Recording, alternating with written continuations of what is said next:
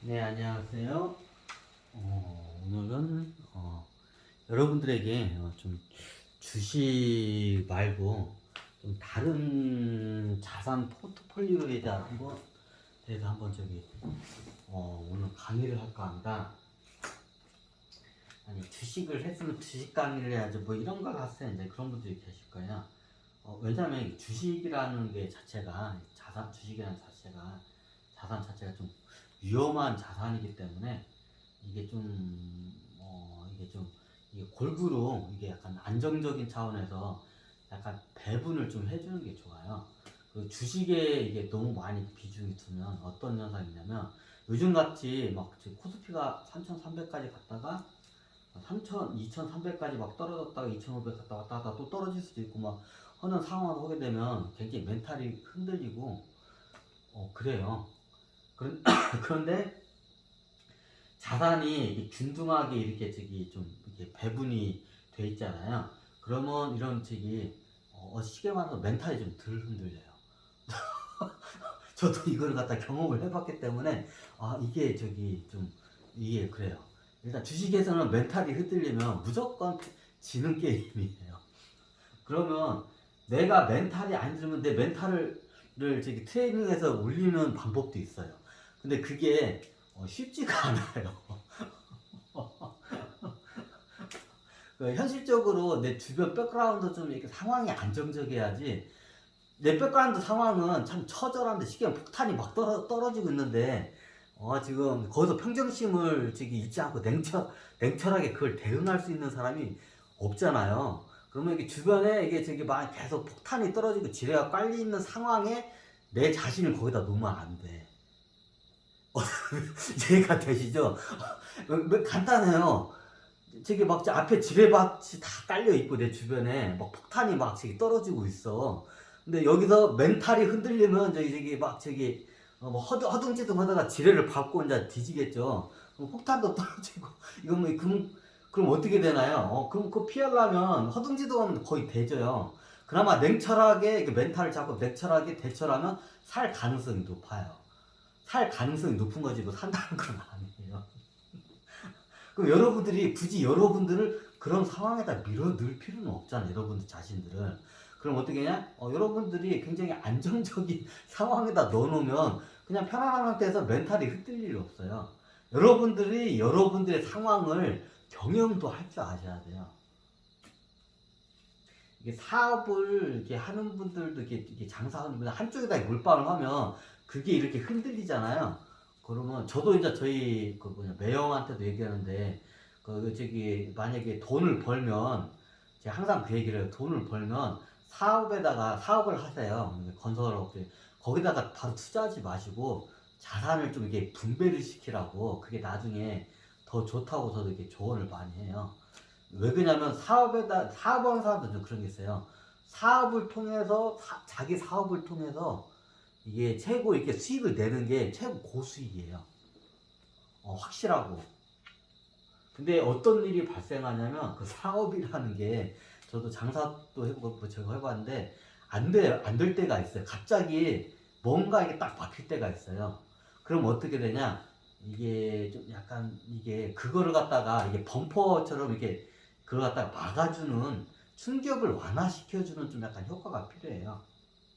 우리 인체 몸에 지방이라는 게 있어요.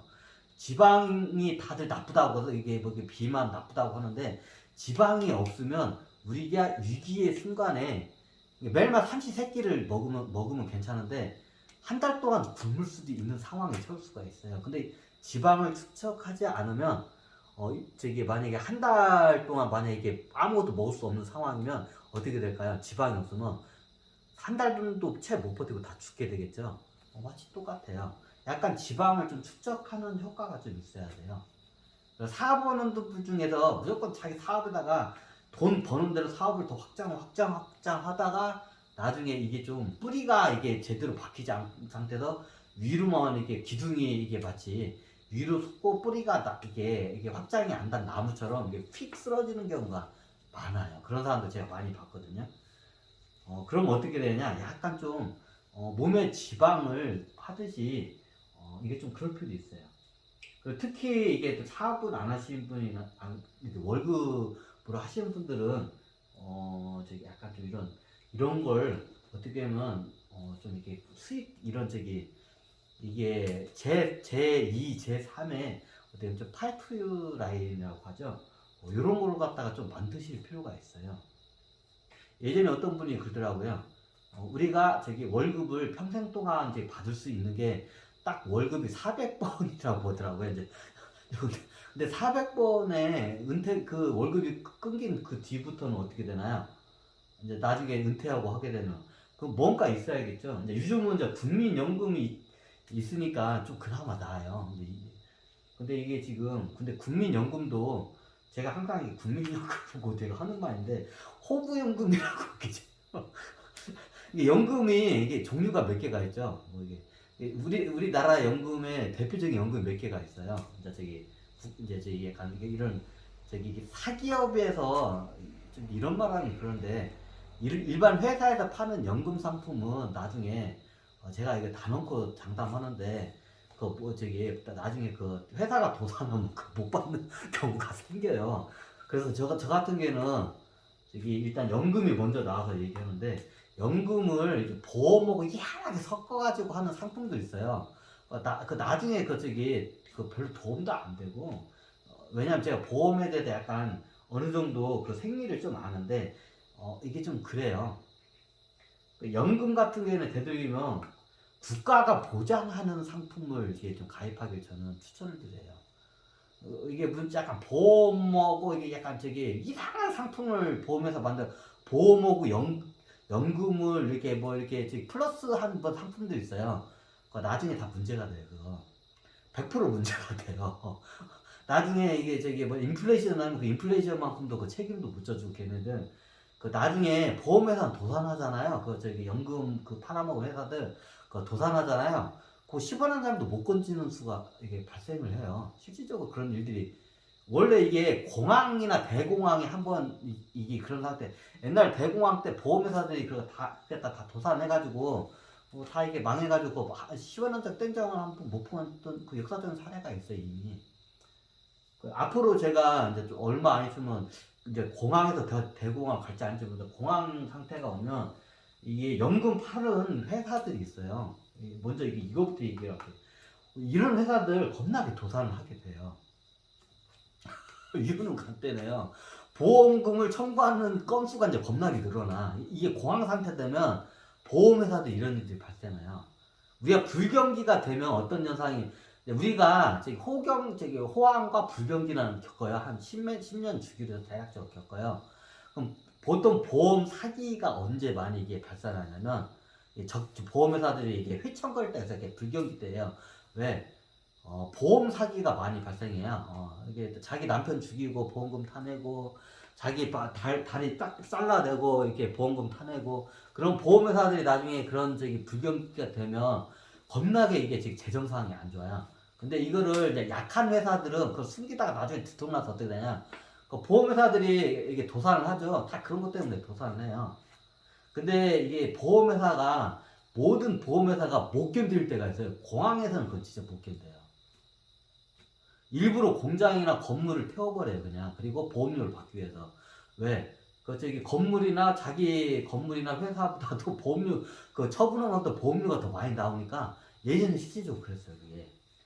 그래가지고 이게 공황 상태가 되면 보험회사들이 대부분 살아남지를 못해요.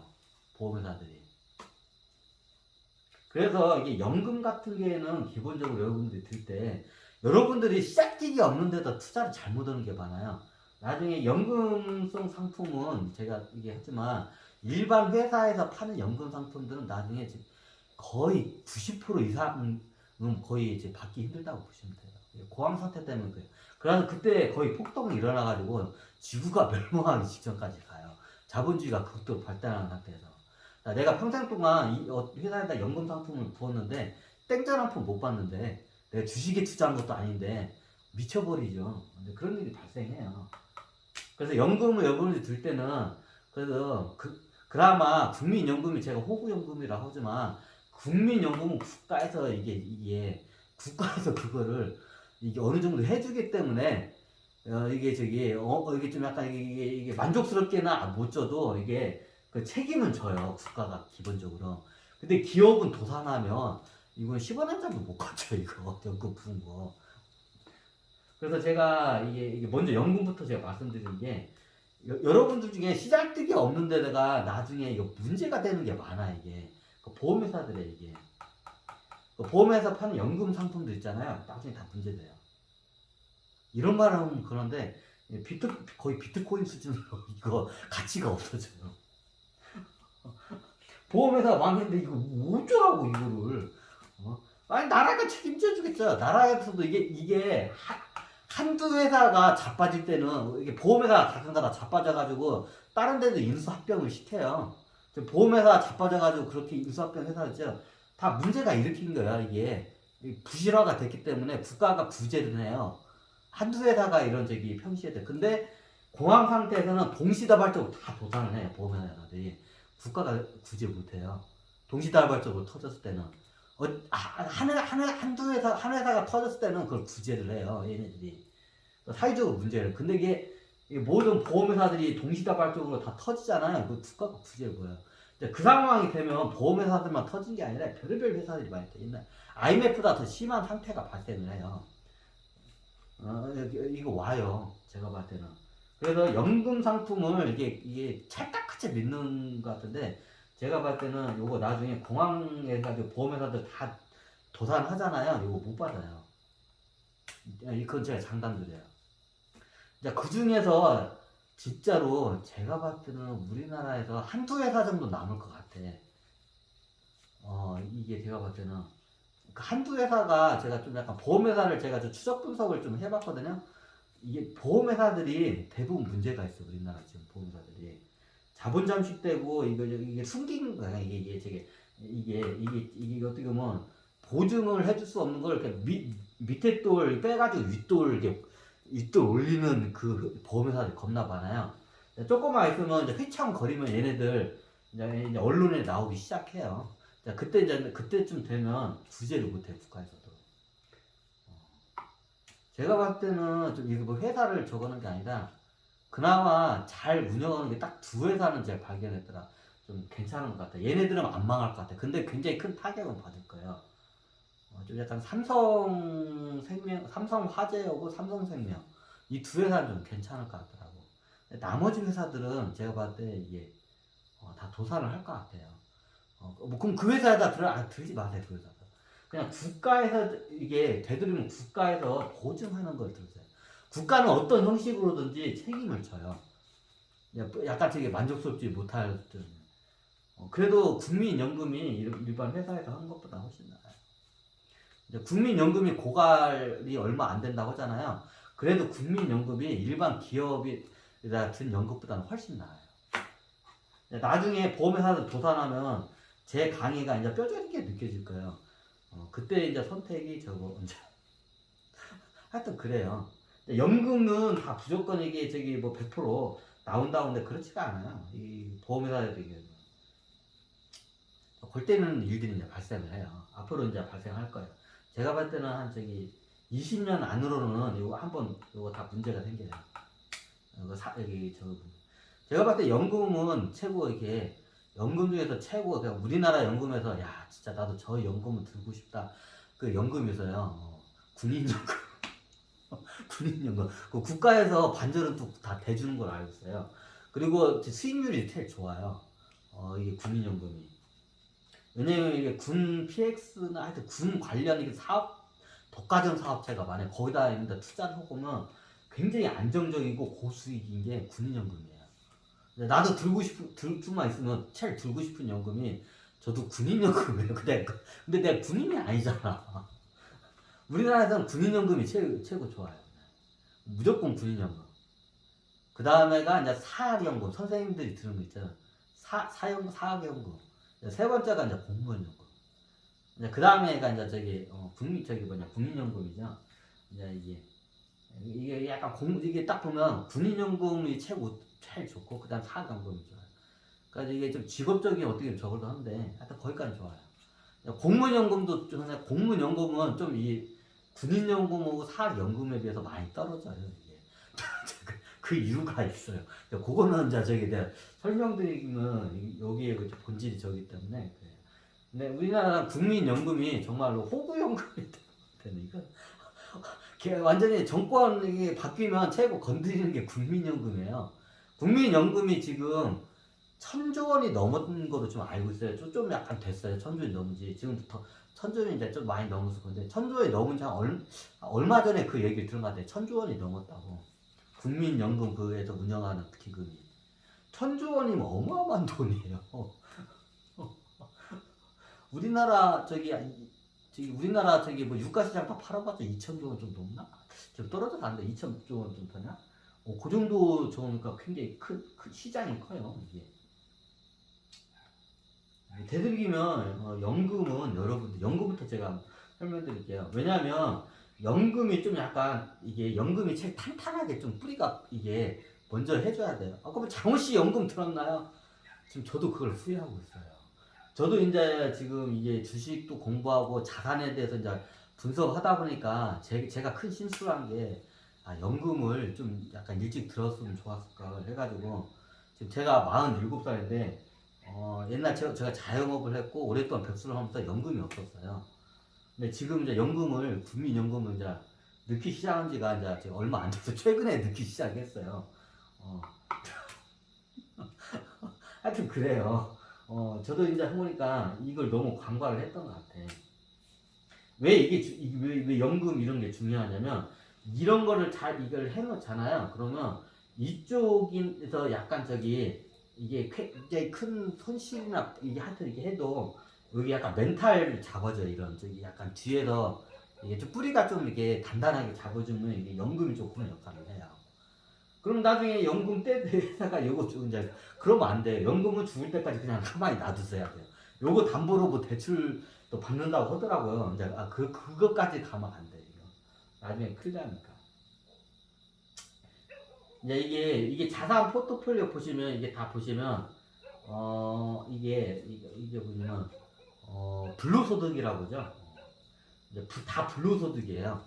왜? 내가 나중에 이게 좀 약간 일찍 내가 뭔가 이게 사람이 살다 보면 왜 이러냐면 특히 이제 연세가 되신 분들은 이게 너무 좀 늦은 감이 있지만 그래 늦게라도 이걸 하시는 게 좋고 좀 이게 젊으신 분들도 이거 좀 약간 일찍 이거를 준비하고 하는 게 좋아요. 그러면 요거를 갖다 미리 준비를 하잖아요. 그럼 내가 뭔가를 준비하게 해서 인생에 마치 이게 대나무 마디와 같은 그 시기가 이제 발생을 해요.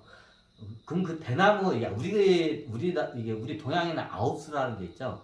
아홉수에는 뭘 벌리면 안 돼요. 특히 장사나 사업을 때.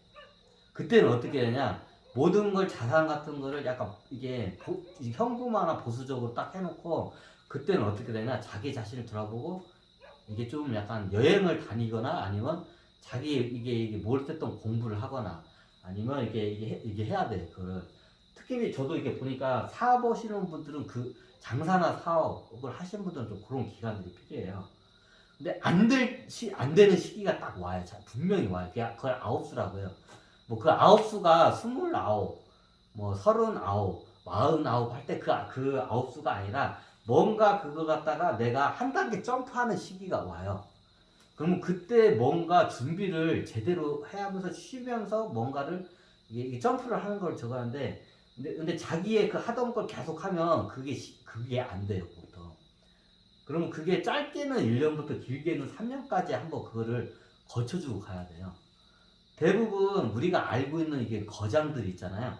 모든 뭐 정치, 경제, 뭐 문화, 뭐 예술, 종교 모든 분야의 거장분들은 다 그 과정을 겪어요. 그 과정을 대나무 마디와 같은 아홉수 때 그때는 이제 약간 웅크리고 자기의 사업이나 뭐 자기의 뭔가 이게 벌리질 않아요. 그때는 이제 약간 웅크리고 이제 자기 자신을 수행을 하거나 아니면 공부를 하거나 아니면 여행을 다니거나 좀 쉬어줘야 돼요.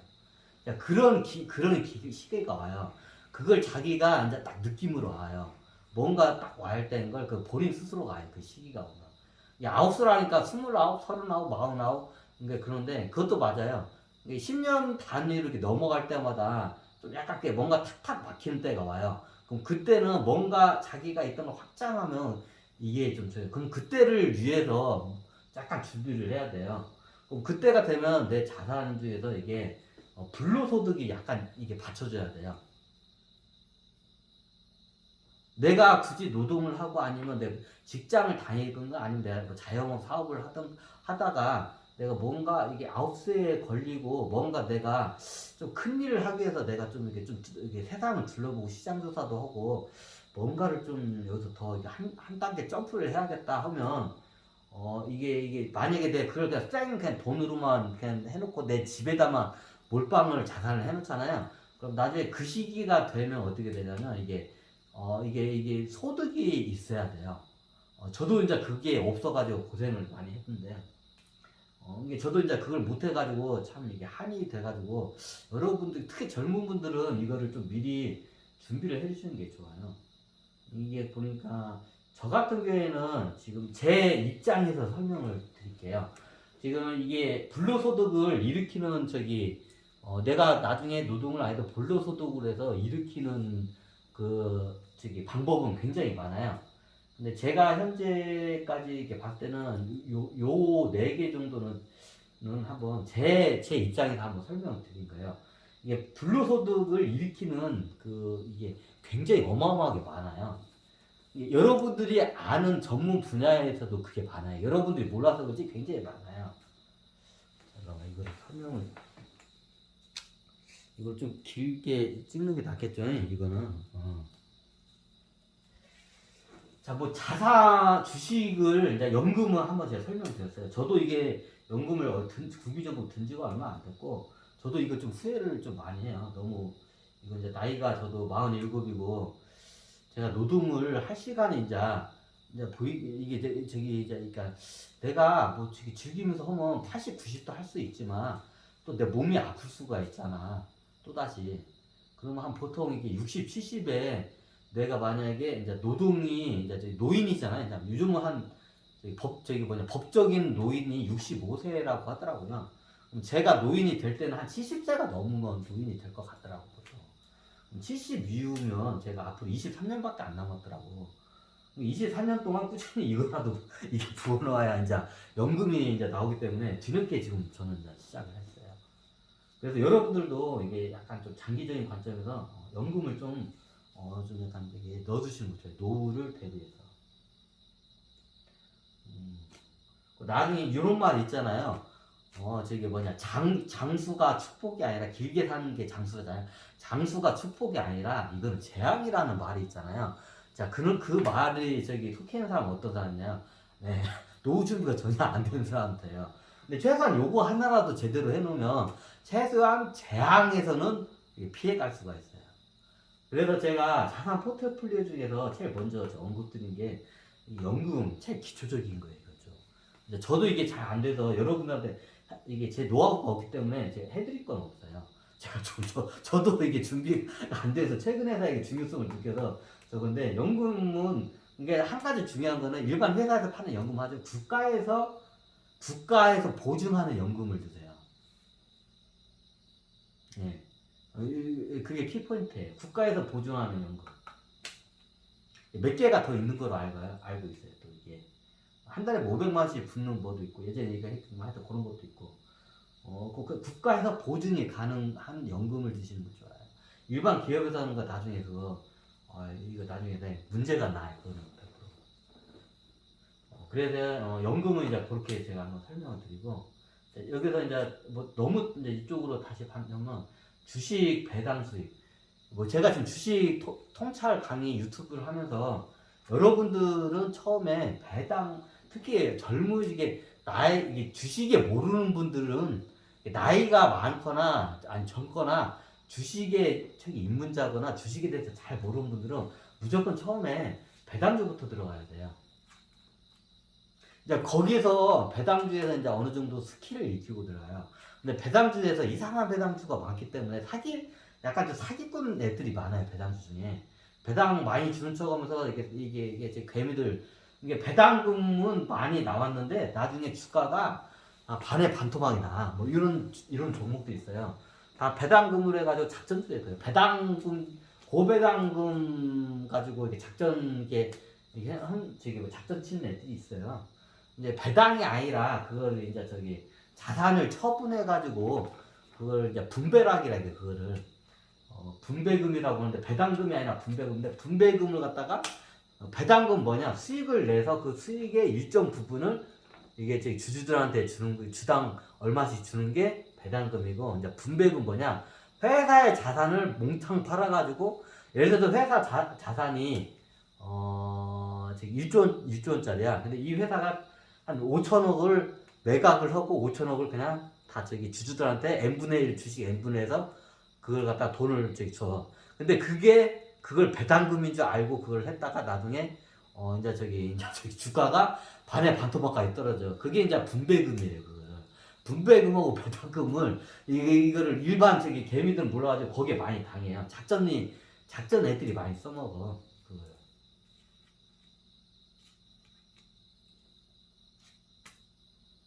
그럼 자기는 그 분배금 이게 배당금 많이 주지 알고 다음에 들어갔더니 다음에는 저기 그 배당금 분배금 땡짜랑 통 없어. 그리고 어떻게 하냐? 난 비싸게 써도 주가가 반토막에 반에 반토막까지 나는 경우가 생겨요.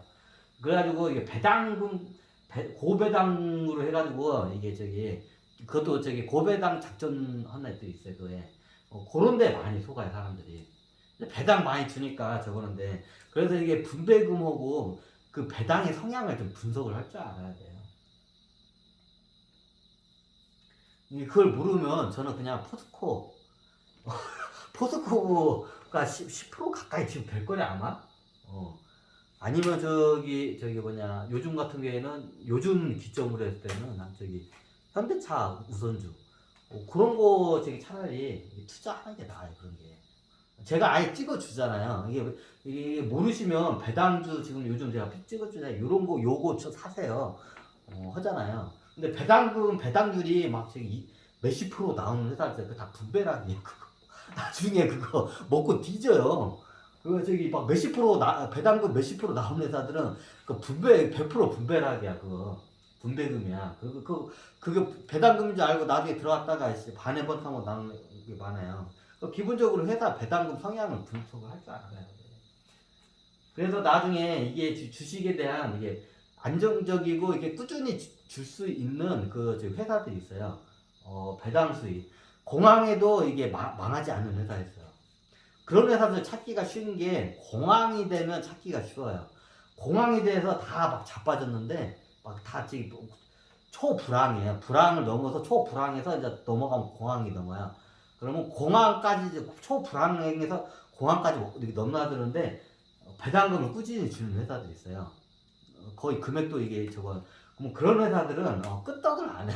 그럼 그때 사면 이게 그냥 나중에 이게 경기가 좋아하잖아요. 배당금 주식은 주식대로 오고 배당금이 올라요. 계속 한 주당.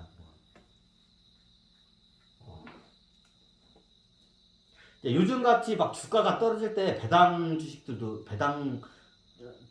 주는 주식들도 많이 떨어져요. 요때 사는 게 제일 좋아요. 그래서 제가 요즘 배당금 줘가지고 그럼 여기서 더 안 떨어지나요? 제가 봤을 땐 더 떨어져요. 근데 저평가된 고배당 종목주들은 떨어져도 조금밖에 안 떨어져요. 보통 기술주들이 많이 떨어지게 돼 있어요. 이제 여기서 더 하락을 이제 걔네들이 이제 반에 반토막에 10분의 1토막도 나요. 근데 배당을 꾸준히 주는 회사들은 그렇게 많이 안 떨어지긴 떨어지는데 많이 안 떨어져요. 그게 여러분들 그래서 지금 제가 어차피 많이 안 떨어지니까 이미 저평가된 고배당 주는 안정적인 회사만 제가 골라가지고 지금 제가 이렇게 요즘 강의를 하고 있죠. 제가 여기서 한번 끊고 가는 게 낫겠죠. 30분 됐네요. 한번